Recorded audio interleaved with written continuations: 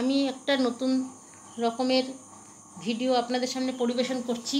সেটা যদি সবার কাছে ভালো লাগে ভালো, সবার কাছে ভালো না লাগে তাহলে প্লিজ ক্ষমা করে দেবেন। আজকালকার অনেকের মুখে শুনি আমি তোমার থেকে অনেক বড়, আমি কিন্তু গ্র্যাজুয়েট, আমি কিন্তু পড়াশোনা অনেক দূর করেছি। ঠিক আছে, মেনে নিলাম অনেক দূর পড়াশোনা করেছো, এইভাবে পড়েছো ওইভাবে পড়েছো। আমি নাই মাধ্যমিক পাস, আমার নাই ঠুনকো যোগ্যতা, মেনে নিলাম। কিন্তু এই যে বুক বাজিয়ে বাজিয়ে, বুকের মধ্যে এরম করে হাত দিয়ে দিয়ে বুক বাজিয়ে বাজিয়ে বলছেন যে আমি অমুক পাস, রটাচ্ছেন, এটাকে কি প্রকৃত শিক্ষা? এটা কি আমরা সবাই বুঝতে পারছি কি এটা প্রকৃত শিক্ষা হচ্ছে? তাই একটা কথা আছে, বই পড়ে ডিগ্রি অর্জন করলে সেটা প্রকৃত শিক্ষা নয়।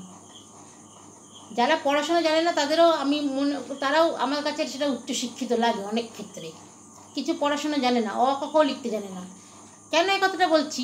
কেন তারা কথা দিয়ে শিক্ষাটা অর্জন করে।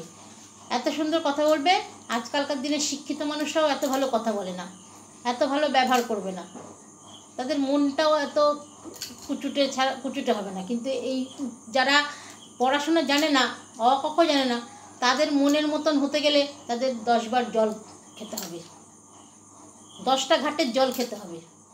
তাই জন্যই বলছি যে বুক বাজিয়ে আমি অমুক তমুক পাস, আমি পাস, আমার মতন কেউ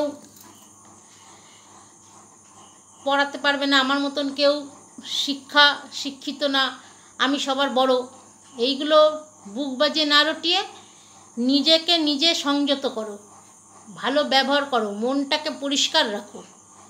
নোংরা মনে স্টুডেন্ট পড়িয়ে তাদের নোংরা জিনিসটা না শিখিয়ে ভালো মন নিয়ে শান্ত মাথায় ওদের 1 ঘন্টা ধরে পড়াও, তাতেও যে পড়াটা অর্জন, সেই শিক্ষাটা অর্জনটাই মনে হয় আমাদের কাছে সুশিক্ষা।